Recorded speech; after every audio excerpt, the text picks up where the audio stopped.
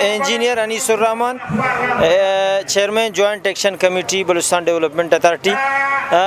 محترم، ہمارا B D A Balochistan development authority سے تعلق ہے۔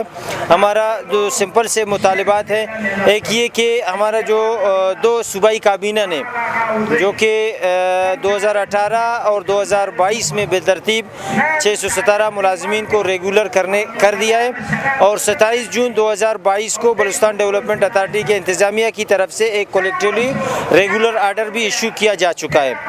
اور اب جو ہے نا صرف اور صرف ہمارا انڈیویجول آرڈر جو کہ وزیر اعلیٰ بلوچستان کی طرف سے باقاعدہ ان کی منظوری اور احکامات جاری کیے جا چکے ہیں کہ ان کی جو ہے نا انڈیویجول آرڈر جاری کیے جائیں۔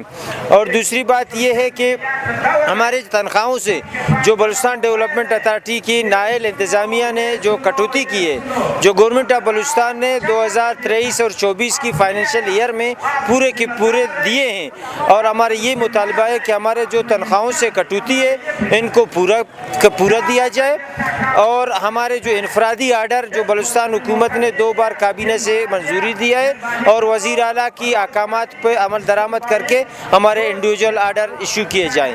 مہربانی۔ اگلا عمل کیا ہوگا؟ کابی اجلاس کے چل رہے ہیں تو راستے بند کریں گے، احتجاج کتنا وسیع کریں گے؟ جناب والا، ہمارا احتجاج جو ہے نا پچھلے 9 مہینوں سے چل رہا ہے۔ 4 ستمبر سے ہم نے بی ڈی اے آفس سے اس کو اسٹارٹ لیا ہے۔ مختلف ٹائم پہ جو ہے نا مختلف انداز میں ہم نے اس کو اپنایا، کیونکہ ہم جو ہے نا ملازم طبقہ لوگ ہیں۔ ملازم طبقہ ظاہر ایک آئینی اور قانونی احتجاج اپنا کر سکتا ہے۔ ہم اپنا قانونی اور آئینی دائرے میں رہ کر انشاءاللہ اپنا احتجاج ریکارڈ کرائیں گے، اور یہ جو اسمبلی اس وقت چل رہا ہے اس کے سامنے بھی ہم لوگ جو ہے نا پچھلے 9 تاریخ کو بھی آئے تھے۔